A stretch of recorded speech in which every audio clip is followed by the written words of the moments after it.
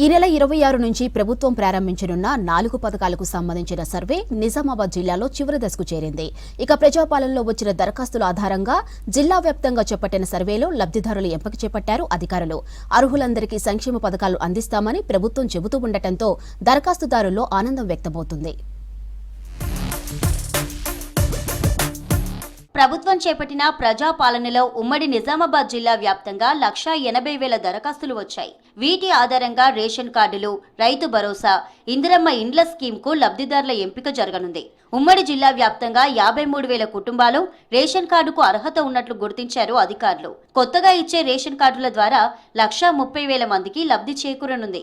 ప్రభుత్వము ప్రతిష్టాత్మకంగా చేపట్టినటువంటి రైతు భరోసా వెరిఫికేషన్ కార్యక్రమంలో 330, 331, 333 ఏదైతే వెంచర్స్ వేయడం జరిగిందో అక్కడ మోకపై మేము ఇక్కడ పరిశీలించడం జరుగుతుంది. ఇదంతా కూడా వెంచర్ వేయడం జరిగింది. ఇంతకుముందు ఇది రైతు బంధు వచ్చేది. ఇప్పుడు మేము పరిశీలన తర్వాత ఈ రైతు బంధువుల నుంచి దీన్ని తీసివేయడం జరుగుతుంది. ఎందుకంటే ఇది అంతా వెంచర్ వేయడం జరిగింది. కాంగ్రెస్ ప్రభుత్వం ఎన్నికల్లో ఇచ్చిన హామీలతో ఇందిరమ్మ ఇండ్ల నిర్మాణాలకు సిద్ధమైంది.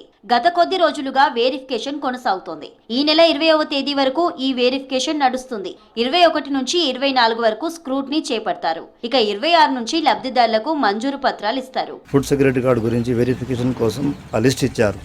వార్డ్ వైజ్గా ప్రతి ఇంటికి పోయి వాళ్ళు ఉంటున్నారా లేదా, వాళ్ళకు ఇన్కమ్ ఉందా లేదా, వాళ్ళు ఎలిజిబుల్ ఉన్నారా లేదా, ఈ ఫుడ్ సెక్యూరిటీ కార్డు కోసం ఒక ఫార్మేట్ గవర్నమెంట్ నుంచి మాకు ఒక ఫార్మేట్ ఇచ్చారు.